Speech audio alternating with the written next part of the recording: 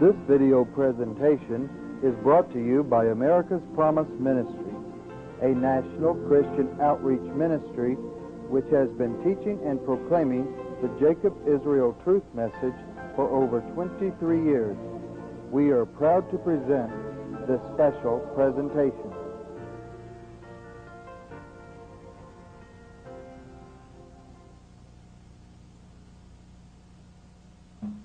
Ladies and gentlemen, America's Promise Ministries is honored to have with us today a renowned author and historian. He's written various books on politics, the money conspiracy, with such books as The Federal Reserve, Murder by Injection, and The World Order. And he's going to be speaking to us today on some additional information concerning this world order. He's going to be speaking on this new world order that George Bush has been and Secretary James Baker have been talking so much about today. So will you please give a warm welcome this afternoon to Mr. Eustace Mullins.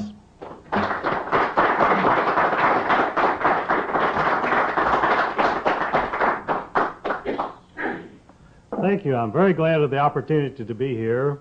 I left the other Washington, District of Columbia, yesterday morning, and I have some bad news. I have to tell you it's still there. And, of course, you know why they call it the seat of government, and, of course, it is, and of the world, probably. But I did make some headway there on this last trip. I was able to go right into the CBS News building, 2 blocks from the White House, on invitation, and give an hour interview on a talk show. Now, this was not a Washington talk show host. I had been speaking in San Antonio 2 weeks earlier, and I got a spot on a talk show of Carl Wigglesworth in San Antonio. And he, of course, was looking for controversial speakers. And this lady who brought me to San Antonio got me to appear on his show, but he could only give me a few minutes. So he told me, he said, I'm doing an entire week in Washington next week. Could you appear for an hour's interview on that show? And I thought about it, and I said, well, it would mean driving up to Washington and driving back the same day, and I'm expecting delivery of a book, and I'm not quite sure the Great Betrayal. The printers were still delaying that. So I said, I'm not quite sure that I can make it. And really, I wasn't too interested in doing it, but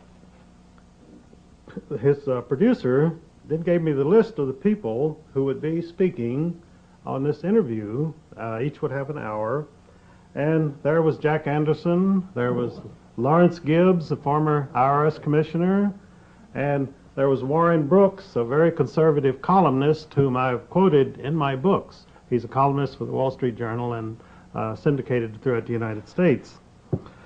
So I looked at the list of these people and I thought, well, they're going to have quite an audience and I probably should go ahead and do this. And so I did drive up there in a pouring down rain all the way. And so I got there a few minutes early and I went into the studio and there was Jack Anderson pontificating. And I listened to him for about 15 minutes, and as usual, he was saying very little and implying a great deal. So toward the end of his talk, he said, well, you know, I want to look into this thing about these big corporations who are trying to get in on this rebuilding of Kuwait and Saudi Arabia. And he said, I understand that Henry Kissinger and Kissinger Associates are involved in this, and he said, I'm going to look into it. But of course, he didn't give anybody information. So then, after Carl Wigglesworth put me on, and Jack had left, he asked me, he said, Eustace, what do you know about these corporations that are going into Saudi Arabia, and they're going to get these billion-dollar contracts for rebuilding these cities and oil pipelines and so forth? I said, well, I have all that in my book, The World Order. I said, if Jack really wants to find out about it, he should read my book. Of course, this went out over the air, CBS News.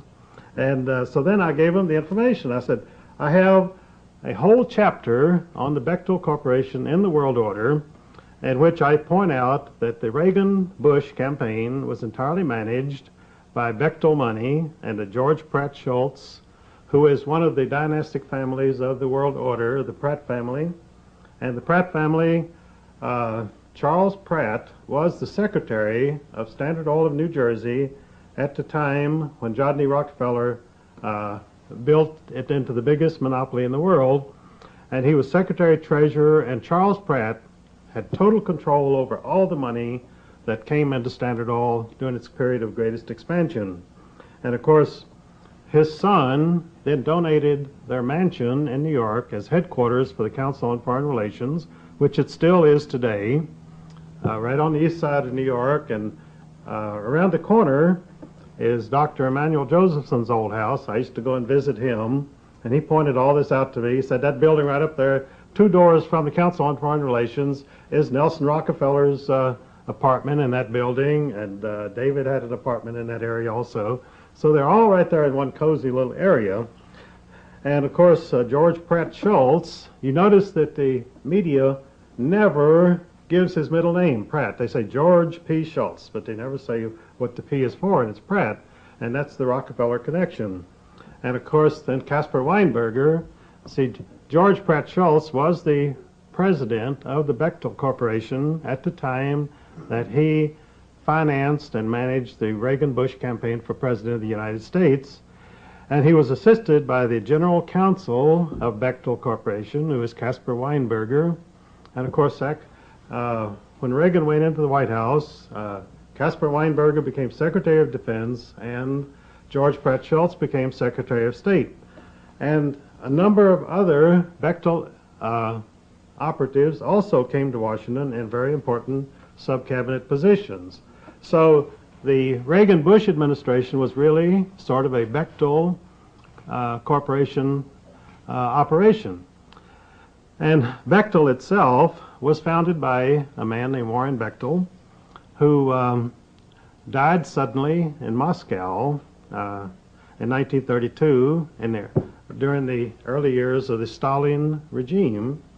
And he had gone to inspect some dams for Stalin, and apparently he saw more than he was supposed to see, because it was reported that he died in his Moscow hotel room of some medicine that he was taking.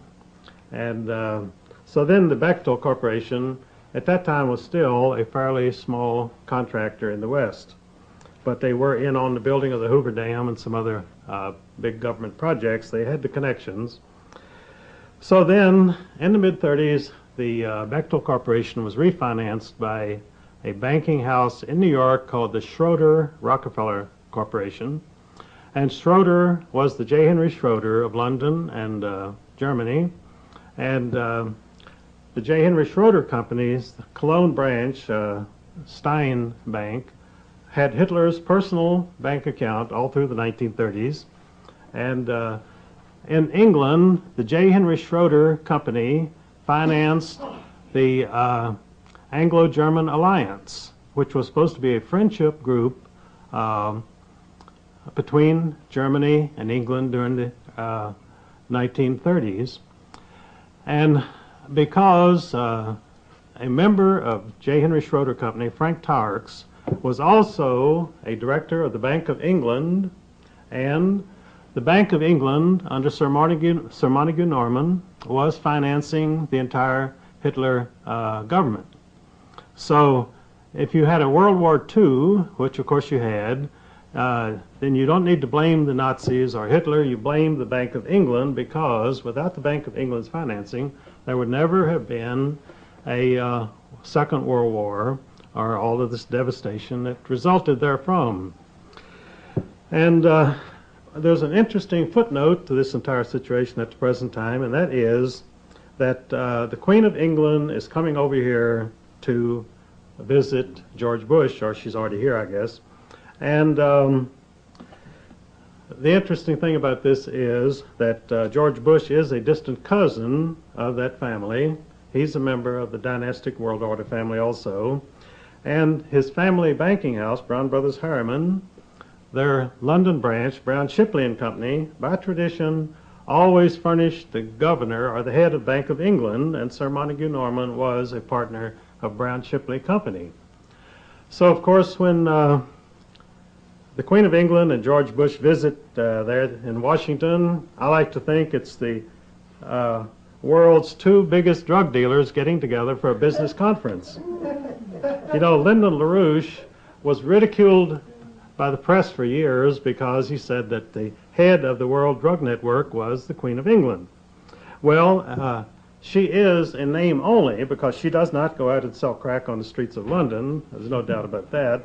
But she does have the title, just as she is also has the title as head of the Church of England. I mean, she has a number of titles, and the world's biggest drug dealer and the head of the Church of England are just two other titles that she has. But they're the two that I'm talking about at this time. And of course, George Bush, as head of the Central Intelligence Agency, was the United States' biggest drug dealer, because the CIA, which is called the company by the insiders, and it's really should be known as the drug company, because it was called the company because it was run like a corporation, and it was in a great many businesses, and transporting drugs and gold around the world. It had its own airlines, Air America, and then there's 3 or 4 other smaller airlines that they had. After Air America became so notorious as a CIA operation, they set up airlines under other names, I think Southern Cross and various ones, and they're all CIA operations. Well, George Bush, who had no real qualifications in intelligence, was chosen as head of the CIA simply because of his family connections, the banking connections, and they decided he was the right man for that job. And George Bush, of course, was head of the CIA at the time when it underwent its biggest expansion in world drug operations. And of course, Colonel Bo Greitz can give you many more details on that than I can, because that is his specialty. He has investigated that entire situation. And in fact, Jack Anderson had him on his program, and they're both Mormons, but Bo Greitz told me, he said, as soon as he got into the office of Jack Anderson offered him a drink, and of course Mormons do not drink, and then Bo Greitz declined, and then he offered him a cigarette, and they're not supposed to smoke or drink. And so Bo was quite disappointed in Jack Anderson that he was not being a good Mormon. And when I met him up there last week, Jack Anderson is very white and soft and flabby, and he doesn't look in good shape at all, but that's because I guess he's living the Washington high life. And of course he claims that he donates all of his lecture fees to charity, and he gets $5,000 or $10,000 for a speaking engagement, and he claims he doesn't keep any of that, and it all goes to charities, whether it goes to the Mormon Church or what, I have no idea, or the NAACP or whatever. But as far as I know, it does not go to any charity that you or I would probably approve of. But I mention this about Washington to show you that the media is there, and access to the media is there, despite the fact that the world order does control the media all over the world. But they're in something of a dilemma, because for so many years they've been grinding out the same old stale propaganda, and people are fed up with it. They don't even listen to it anymore. They don't pay any attention. So they're beginning to invite people like ourselves onto the programs. They call us controversial because we have something to say, and we can give an honest viewpoint instead of the stale propaganda that they've been repeating for so many years, and which people are totally immune to. They don't pay any attention to it whatsoever. So in the past year, I have been doing 1 or 2 radio shows a week around the country, and occasionally get on a Christian television station. And Bo Greitz, of course, has done, I guess, several hundred radio shows, and he also gets on television once in a while. But there again, the world order media are facing a dilemma, because people totally ignore what they say. They don't care what they say. They know it's no good, and they know it's not true. so it has no effect. And of course, when you're putting out propaganda and people ignore it, then it's more, that effort is pretty much wasted. Now, on the plane coming here yesterday, I read in Business Week that the great media conglomerates that the world order has built up, like Time Warner and the Los Angeles Mirror Corporation in California, which is a national syndicated media operation, that they're all now believed to be tremendously overvalued, that their stock, and that they are probably going to be facing very tough years in the near future. And I have said that for years, that, you know, people are saying, well, there's such total media control, and we can't get our message across, and no one pays any attention to us, and which was largely true, but our audience is growing by leaps and bounds. We're getting into every avenue of communication at the very time that the media conglomerates of the world order are losing ground steadily. They have tremendous overhead, and as I say, people simply ignore their propaganda. And Wall Street is beginning to take notice of this, and according to this Business Week story, the stock of these media conglomerates is now believed to be overvalued by about 30%. In other words, $100 share in any of these media conglomerates is probably now worth about $65, and it's probably going to continue to drop simply because they have killed their own goose. Because by having such total control and by excluding everybody who did not conform to their particular Judeo-Masonic line, they closed the door to any kind of debate. And of course you have to have debate if you want media interest. You know, and I love to debate, and over the past 30 years I have never been able to find anyone who would debate me. People have called me up and have challenged me on something, and I say, look, I'll go anywhere in the country that you want and I'll debate with you, and I have never had anyone to accept that challenge, which disappoints me, because if I happen to be wrong about something and somebody else has more information and they want to debate me in public, and we can let people decide who's right and who's done the work and who hasn't.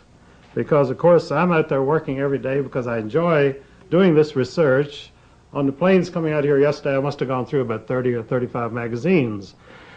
And I only found a couple of interesting quotes. One was about the media business. And then I picked up the London Economist, which is a Rothschild publication. And it's a magazine that is not widely circulated, but it's considered to be a pretty reliable indicator of which way the world order is going on the financial scene. And Lord Evelyn Rothschild is a director of The Economist, and the Rothschilds own it. And of course, they use it for their own propaganda, but they do have to print financial news or no one would read it. And they had a very interesting story in there in the current issue about aluminum. And it contained information I had never seen before, and I've got to get a copy of it as soon as I get back, and that is that the reason aluminum is so destructive to the human system, not only, they didn't mention it caused Alzheimer's, but I'm quite sure it does. And I say that in Murder by Injection. I give my documentation on that. But they have conducted studies now, according to this Economist story, that the aluminum atom is remarkably similar in its chemical composition and its electrical charge to iron. And of course the body needs iron. The body has to have iron for red blood cells and so forth.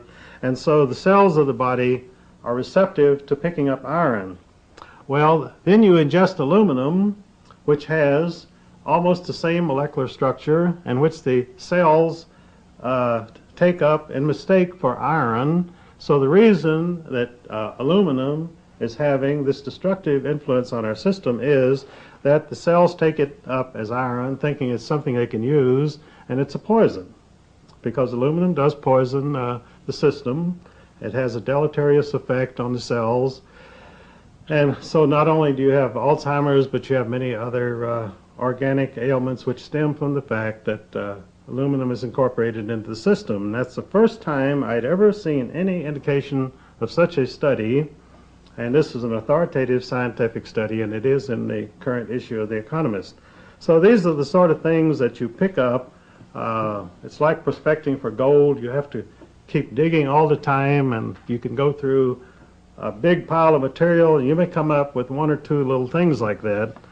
And of course, over the past 40-some years, I've been doing this work because I was introduced to it by a political prisoner in Washington named Ezra Pound. And I went by the National Gallery the other day, up on 7th and G, and they were having an exhibit called the Literary Avant-Garde of the 20th Century. And it was only 3 rooms, and one of the rooms, and this is something I never thought I'd see in Washington, I walked in, and this entire room is called the Pound Circle, and it was all about Ezra Pound and the influence that he had had on the literature of the 20th century. So I couldn't believe that I was actually standing in a room in Washington, D.C., where Ezra Pound had spent 13.5 years imprisonment without trial, and when they finally realized they would have to bring him to trial, they dropped all the charges and released him in 1958. He'd been sitting there since 1945, and he had said, "I will never accept any adjudication of this unless the government drops all charges." And when he told me that in 1948, when I first met him, I thought, well, Ezra Pound certainly is irrational in that regard, because the Jews, Walter Winchell and other Jews, had said, Ezra Pound will be released from St. Elizabeth's Hospital only over my dead body. And so when I read Winchell's column, that was about 1950, I immediately sent him a letter stating, "Please let me know how we can arrange this as soon as possible." And I didn't get any response from Walter Winchell, because I thought, if that's the way it has to be done, then let's do it, you know. I mean, I don't have a closed mind, and if someone comes up with a solution, I'm willing to go along with it. But that was the last Walter Winchell ever wrote about Ezra Pound, and of course, when Ezra Pound was released in 1958, then Walter Winchell did not mention it in his column at all, because there again, he had put himself out on a limb, and it had been sawed off under him. So as I say, there's more recognition of the work that we have done. Every day it's growing. Every day the other side is becoming more vulnerable. And I don't want to preach any false optimism or to raise anyone's hopes. I just believe that the work that has been going on for the last 40 or 50 years, and of course there was a very important anti-communist movement in this country in the early 1920s, and most of the heroes of that movement are long gone and unsung. I knew a few of them, and they did the groundwork for work which was done in the 1930s when Elizabeth Dilling wrote the Red Network about the Roosevelt regime, and of course Ezra Pound was working in Europe, and there was a very strong anti-communist movement all through the 1920s and the 1930s, even though at that time the left wing had pretty well infiltrated the government, educational institutions, and the media, particularly the publishing industry. If you were an anti-communist, you could not get a book published in New York. And in the early 1920s, there was one company, G.P. Putnam, which did publish some anti-communist books. They were promptly taken over by the New York bankers. Their whole editorial staff was fired, and they put a communist Jew in to run Putnam's, and they became one of the most notorious pro-communist publishers, which they still are today. They're still operating. And this is a sort of technique which they use for total mind control of the American people. And unfortunately, we did pretty much sit still for it, and we let them get away with it because, you know, the American people have such a strong sense of fair play, and they say, we don't want to put anybody down, and we want everybody to express their opinion.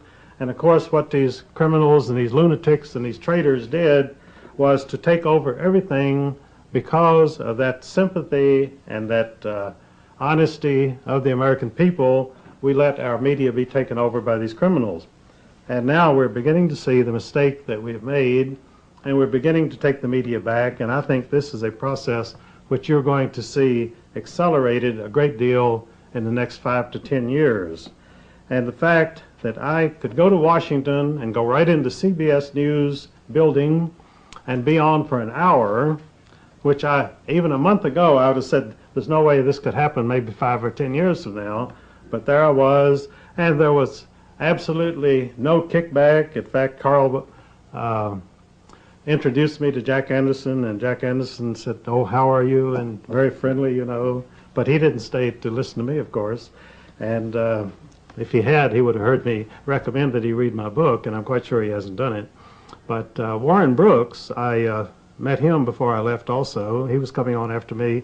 And I told Warren Brooks, I said, you know, I always read your column, and I have quoted from it frequently, and I've quoted from Warren Brooks 3 or 4 times in The Rape of Justice, because he is probably the most online financial commentator in the United States today. He's absolutely on target, and he does appear in a great many papers on the editorial page, I think 3 days a week, with his commentary.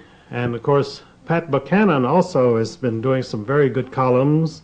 And about 3 years ago, I went public with my theory of the 2 communist parties of the United States.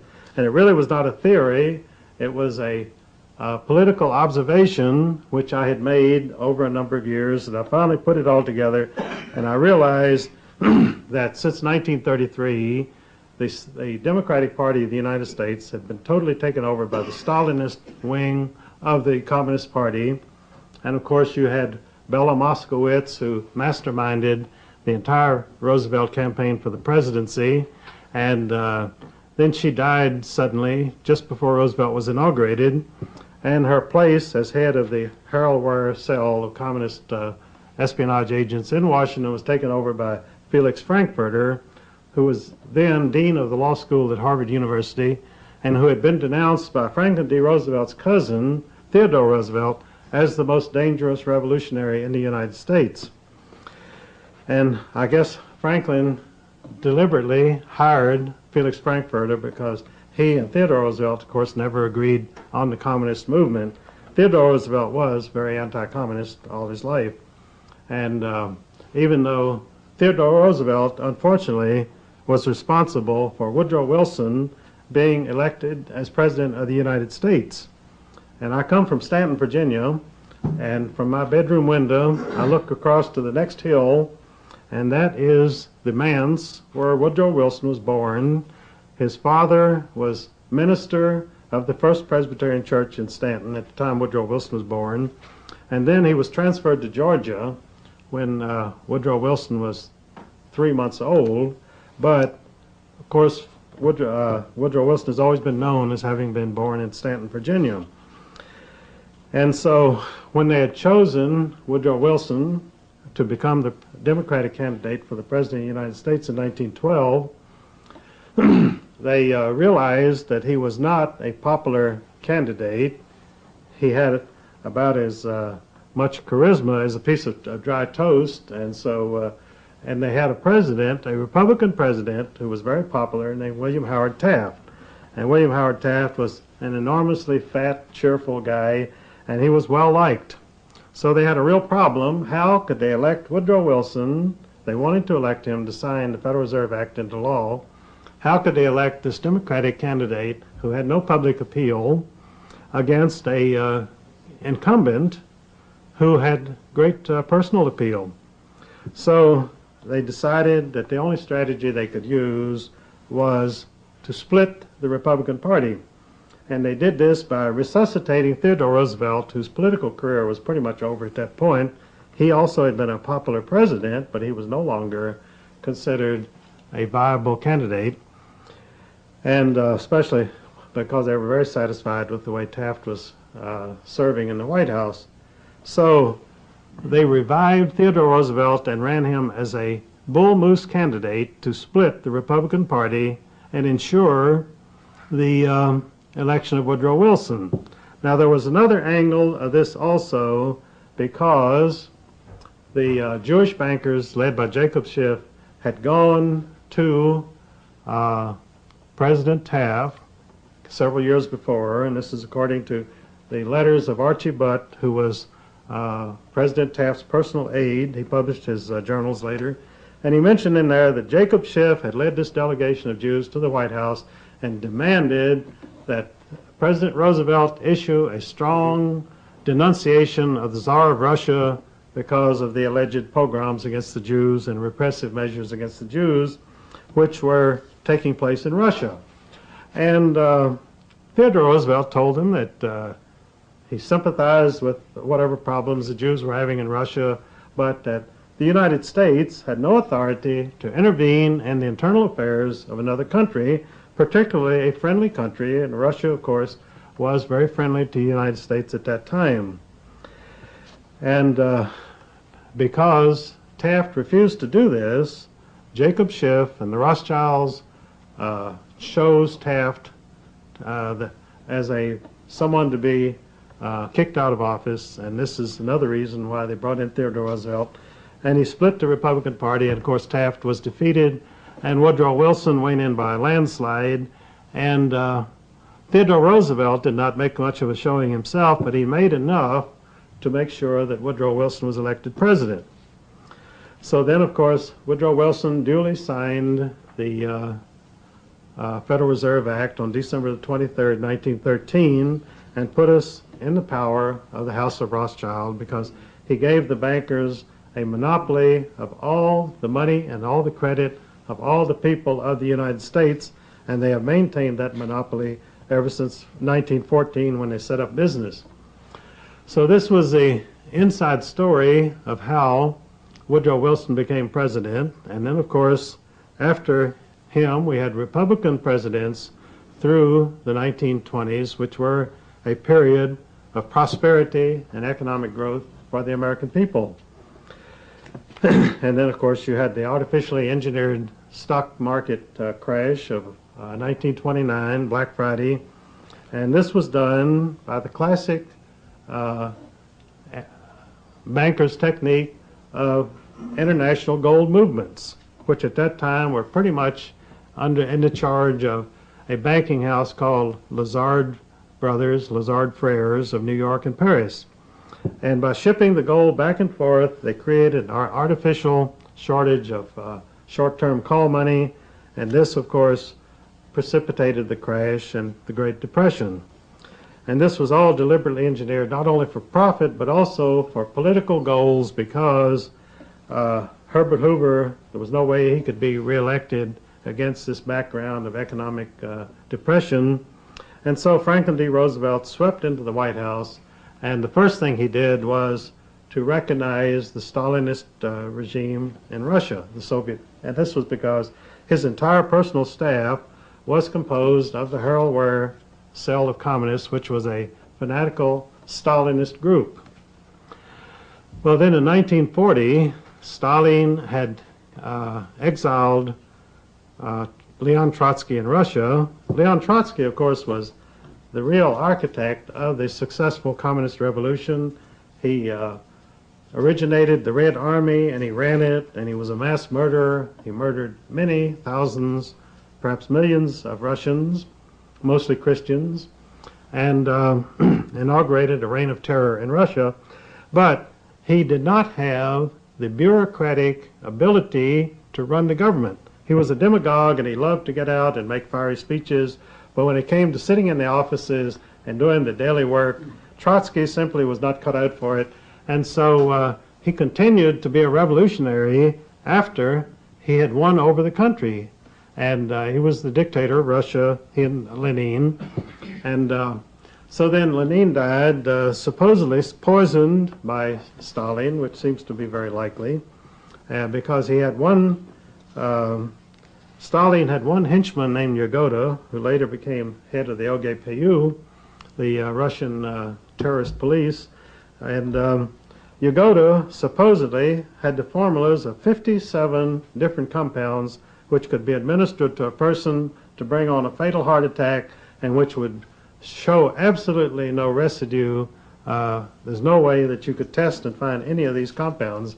So Lenin apparently was a victim of one of these compounds, and Stalin then produced a letter claiming that Lenin had chosen him as his heir, which Trotsky knew this was a forged letter, and it made him furious, but he really couldn't disprove it.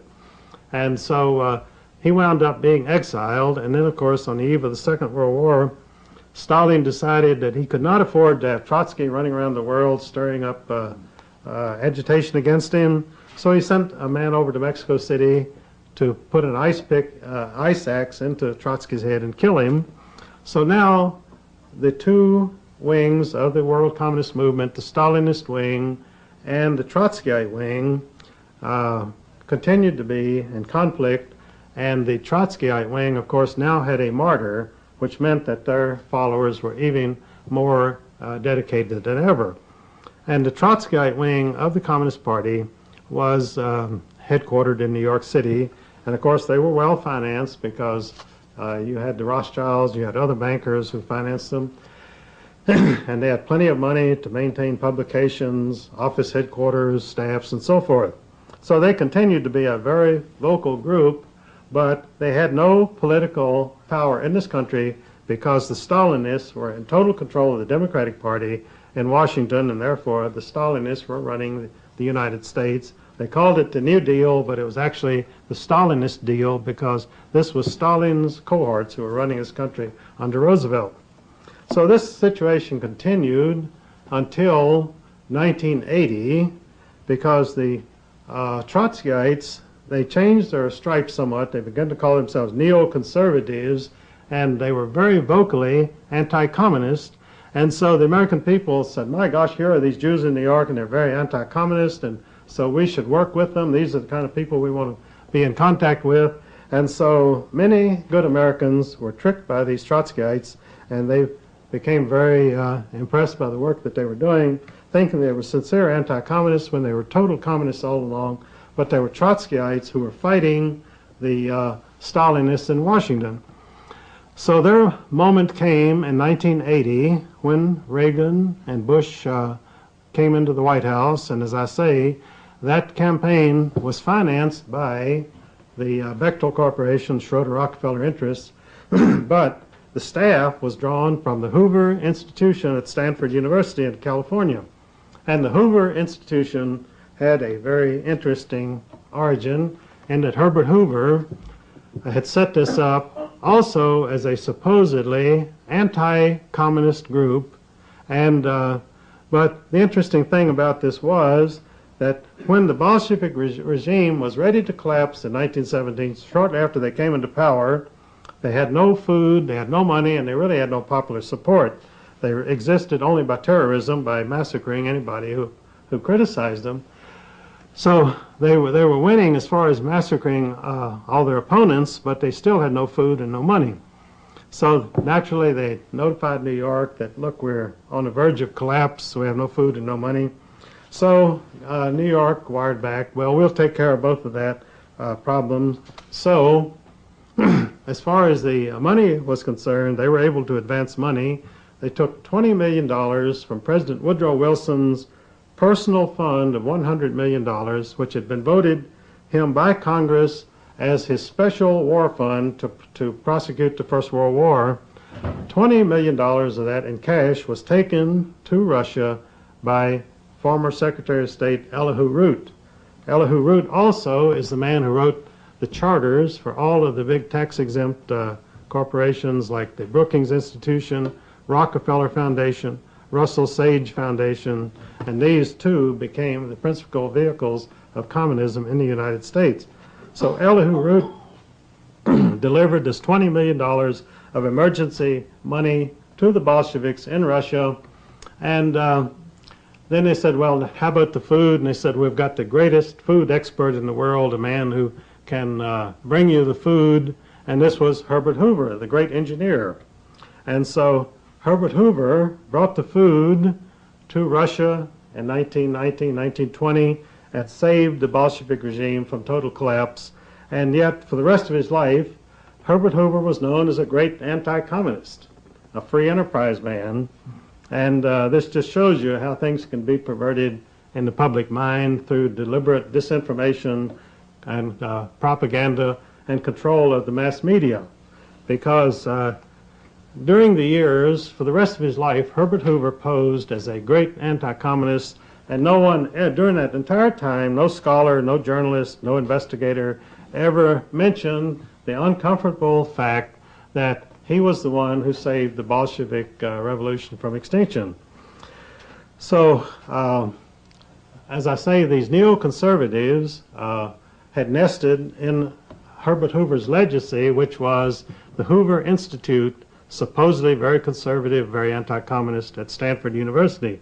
And the origins of the Hoover Institute were very interesting because at the conclusion of the First World War, the House of Rothschild said, my gosh, you know, our paper trail is pretty bad here. It shows that we set up this whole war for our profit, and we've got to go into all the countries and get the records of our bribery and corruption of officials in order to bring about the First World War.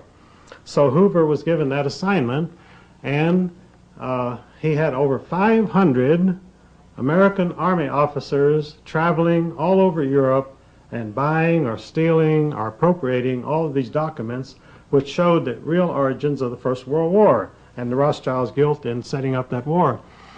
And these documents were brought back to this country, and they were placed in the Hoover Institution for Revolution, War, and Peace in Stanford University. And he built a big building out there, and the building is there today.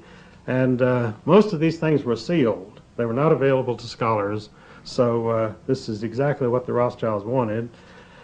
And the reason they had chosen Hoover for this vital mission was that Hoover was a longtime Rothschild employee. This also, I don't think, has ever been mentioned in any biography of Herbert Hoover. And when I used to visit Ezra Pound at St. Elizabeth's Hospital in Washington, D.C., he mentioned the fact that Hoover had been barred from dealing on the London Stock Exchange. You know, Hoover never had a job in the United States. He traveled the world for years promoting phony mining stocks in Australia and Africa and South America. And he did make a fortune, and he was made a lot of money in London. But then he swindled a man out of 5,000 pounds, $25,000, which is you know, about $1 million in today's money. This was in 1905. And so he was permanently barred from any further dealings on the London Stock Exchange.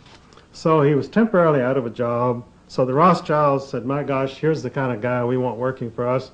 And so they hired him at Rio Tinto Zinc, which is one of the three main Rothschild enterprises. The other two are Sun Alliance and the Bank of England. And in the same issue of The Economist that I mentioned that I read yesterday, there was a 2-page spread advertisement from Sun Alliance mentioning that they lost $500 million in their current year of operations.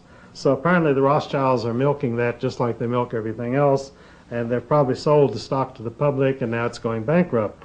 But anyway, real RTZ it's called today. It's traded on the London Stock Exchange as RTZ Corporation. It's very big. Rio Tinto Zinc was one of the main Rothschild enterprises, and they made Herbert Hoover a director of Rio Tinto Zinc in 1905 after he was barred from dealing on the London Stock Exchange. And of course, he was a Rothschild employee ever afterwards. And when Germany tried to quit in 1916, they had the same problem the Bolsheviks were to have in the following year. They raised the cry that we have no more food and we have no more money, we can't keep the war going anymore, so we're going to seek an armistice. And of course, the world order did not want this because they hadn't even gotten the United States into the war yet. And our whole government since 1917 has been built on the force that Bernard Baruch set up in Washington in 1916 to run. Had to get the United States into the war, and they could not allow Germany to seek an armistice in 1916. So they said, well, we'll take care of the money, because Paul Warburg was governor of the Federal Reserve Board in charge of the money and credit of the United States. at the same time that we were at war with Germany, and his brother Max Warburg was the financial advisor to the Kaiser and was in charge of German finances. So the Warburgs fixed up a fund of money to keep Germany in the war, but they said, now we have no food, what are we going to do about that? So that's when the Rothschilds had Herbert Hoover organize a relief commission. Well, they couldn't very well call it the German Relief Commission since the Allied powers were at war with Germany, so they called it the Belgian Relief Commission, and they put out the propaganda that the Belgians had famine and they were starving and we had to help the Belgians. Well, the Belgians were very surprised at this revelation because they just had one of the best harvests they ever had, one of the best crop years, and so, but you know, because the Rothschilds had their headquarters in Belgium, the Belgians couldn't say too much about this, and apparently no one wanted to protest and say, well, we're not starving. And so the shiploads of wheat went to Europe from the United States, bought by the contributions of the American people for the starving Belgians, and when they got to Belgium, they were unloaded and they were shipped by train directly into Germany, and they kept Germany in the war another 2 years, and that's how we got into World War I. Otherwise, there would have been no World War I veterans of the United States because we would never have been in it. And then the Germans finally had to seek an armistice in 1918, but by that time the Rothschilds' purposes, the world order, they had achieved their goals, and they had set up a super government in Washington under Bernard Baruch and Eugene Meyer. And Baruch became head of the War Industries Board, was appointed by Woodrow Wilson, which made him the czar of all American industry. He could issue any order to any factory in the United States, and if that factory did not obey Baruch's dictate, then federal government would close them down immediately. And Baruch had a partner in a venture called the Alaska Juneau Gold Mining Company, and Meyer and Baruch were in charge of this operation, and it was another mining scheme such as the ones which were promoted by Herbert Hoover. And so when Baruch became head of the War Industries Board, he told Wilson, he said, well, you've got to have somebody in charge of selling war bonds, the Liberty loans, and so I suggest my partner, Eugene Meyer. So of course Wilson obliged, and Eugene Meyer became head of the War Finance Corporation. And since he was in complete charge of printing all the bonds which were sold as Liberty bonds in the First World War, he decided, well, I don't see why, since I have total power here, I'll just print up 2 sets of all the bonds. 1 set for the government, 1 set for myself. So that's what he did. And of course he came out of the World War with an enormous fortune because he had printed and sold on Wall Street these duplicate bonds, and this was all recorded, by the way. And it came up in his later hearings to become Federal Reserve Board of Governors. Herbert Hoover decided to appoint Eugene Meyer to the Federal Reserve Board of Governors, and so the Congress had hearings on this, and during these hearings, Congressman Lewis McFadden, who later died mysteriously, suddenly, in 1936, after demanding the impeachment of Herbert Hoover and the entire Federal Reserve Board of Governors, Lewis McFadden had read into the records the fact that these bonds had been printed in duplicate by Eugene Meyer, and even though this was public at that time, the Washington Press, of course, did not ever mention the fact. And later on, Eugene Meyer used the money that he got from the sale of those bonds to buy the Washington Post, which is today one of the biggest corporations in the country and one of the biggest media conglomerates. And of course he paid cash for it because he had plenty of cash. And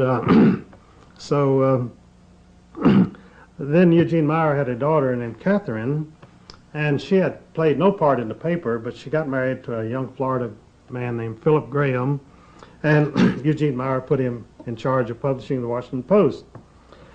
Well, sometime later, Eugene Meyer was appalled to find out that Philip Graham had a girlfriend, and then he died before he could do anything about removing Philip Graham. So Philip Graham now was in total charge of the Washington Post, and he was fed up with Catherine Graham, his wife, and so he just decided to make a complete break with her. And before he did this, he was going to sign over the Washington Post and Newsweek magazine and all the Washington Post. He's going to put them in the name of his current mistress. And so, of course, Catherine Graham learned about this, and on the day before he was to sign over all this stock in the Washington Post to his girlfriend, he committed suicide with a shotgun at their farm outside of Washington. And so this put Catherine Graham in complete charge of the Washington Post, and now her son, Donald Graham, has just been named the publisher, and she's retiring. But the the fact that this strange suicide took place at this very crucial time, when Philip Graham was very happy with his girlfriend and had no intention of committing suicide at all, and so you had a political dissident named Lyndon LaRouche in Washington, who had been a thorn in the side of the powers that be for some time, and he printed a story one day called The Black Widow about Catherine Graham and the mysterious suicide of Philip Graham. And he intimated in this story, and I have a copy of this story at home, it was published in his newspaper, The New Federalist, and he intimated that he had the death certificate of Philip Graham in his headquarters there in Leesburg, Virginia. And the next day, 658 federal agents descended upon Lyndon LaRouche's headquarters at Leesburg, outside of Washington.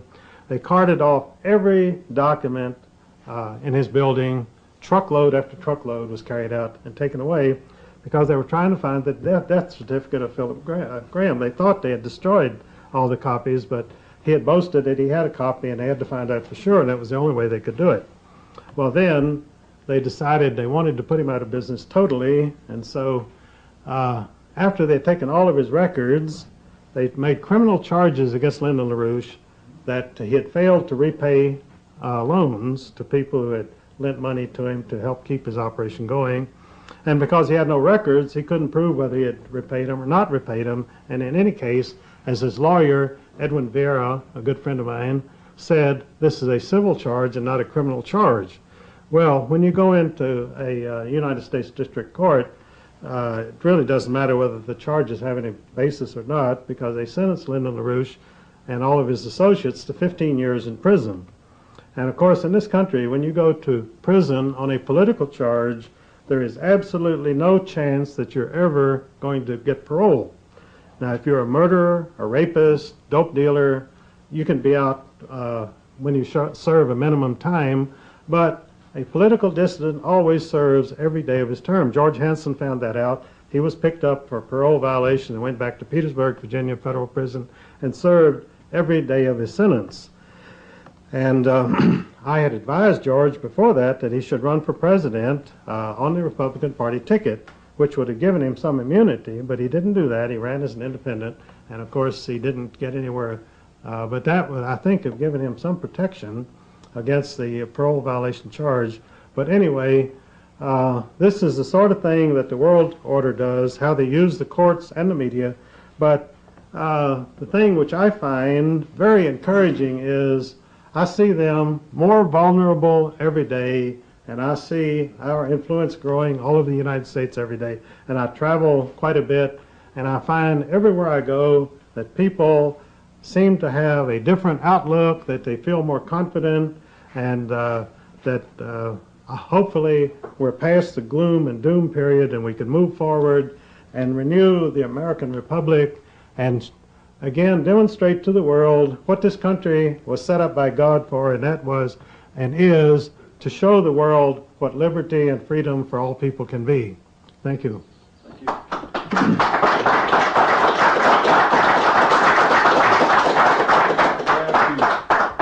One question. I'd like for you to comment on Billy Graham, what you told me this morning to the people here. Could you do that? Yes. Billy Graham, of course, is the Christian leader who went to Russia and said, I'm so happy that they have absolute freedom of religion in Russia. And this astounded everybody, including the Russians, most of all. Well, Billy Graham apparently came in at a very high level of the Judeo-Masonic part of the world order because he was a little-known minister, and he turned up in San Francisco and was giving a talk there, and nobody paid any attention to him. And all at once, a personal note from William Randolph Hearst was sent out to his editors, Puff Graham. That's all it said, Puff Graham. And from then on, Billy Graham received a favorable press all over the world and has ever since. So from Puff Graham, it's become, he is considered probably next to the Pope, the most influential Christian in the world today. You know, of course, you've seen his mass meetings on the media. He gets on television whenever he wants to, and he saves people. And so I had a friend in Charlotte, North Carolina, who knew the Graham family from the outset. And he called me one day and he said, "Eustace, do you know what happens to all the money that comes into the Graham ministries from all over the world?" I said, "No, I have no idea." I said, "I'm sure they spend a lot of it. They have a big organization and they put out a lot of publications and so forth." He said, "Well, they don't spend very much of it, to tell you the truth." He said, "Most of it is being invested in real estate around Charlotte, and particularly in shopping centers." He said the members of the Graham family own every large shopping center in Charlotte, North Carolina. And he told me this 10 years ago, and I'm quite sure they own more now. So then the area that I live in Virginia, called Augusta County, at one time Augusta County extended from Virginia all the way to the Mississippi and embraced all of the states, Illinois, Ohio, Indiana, West Virginia. That was all Augusta County. It was probably the biggest county in the United States. And the reason that it embraced those areas was that George Washington had traveled out there and surveyed this whole area, and he didn't know what to call it, so he just called it an extension of Augusta County. So Stanton, Virginia was the county seat, and is the county seat of Augusta County, and that meant that Stanton controlled that whole area west of there. And so today, of course, it doesn't. All these states have been carved out of it. But the area around Stanton is still considered a refuge for millionaires and particularly for horse breeders. And we had Helen Groves, who's the heiress of the King Ranch. She lived there for a number of years and bred Burma steers and so forth, and horses. So then we had Billy Graham's daughter moved up into this area, and she had married a young man, and they came right up there with the other millionaires and set up a horse breeding farm, which to establish something like that in that area, you'd need around $5 million, I would say, just to buy the land and the stables and the thoroughbred horses. So you can see where some of the money went to his daughter and her husband, but they have lots of money. And of course, Billy Graham supposedly lives very modestly in a little cabin up on top of a mountain there in North Carolina, and it has all the conveniences, of course, but no one has ever made any investigation into the Billy Graham's finances, because I think he claims he takes an annual salary of $30,000 a year, and so then where the rest of the money is gone, no one knows. But as I say, it's pretty well known around Charlotte that the money is invested in shopping centers, and they're all owned by his relatives. Okay, thank you. Yes.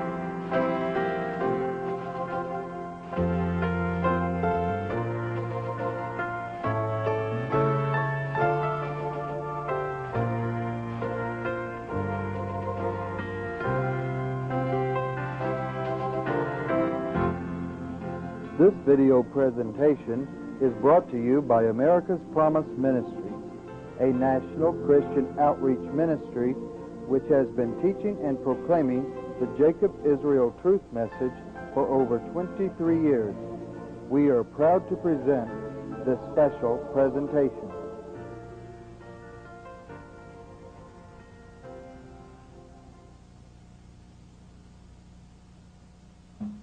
Ladies and gentlemen, America's Promise Ministries is honored to have with us today a renowned author and historian. He's written various books on politics, the money conspiracy, with such books as the Federal Reserve, Murder by Injection, and the World Order. And he's going to be speaking to us today on some additional information concerning this world order. He's going to be speaking on this new world order that George Bush has been and Secretary James Baker have been talking so much about today. So will you please give a warm welcome this afternoon to Mr. Eustace Mullins.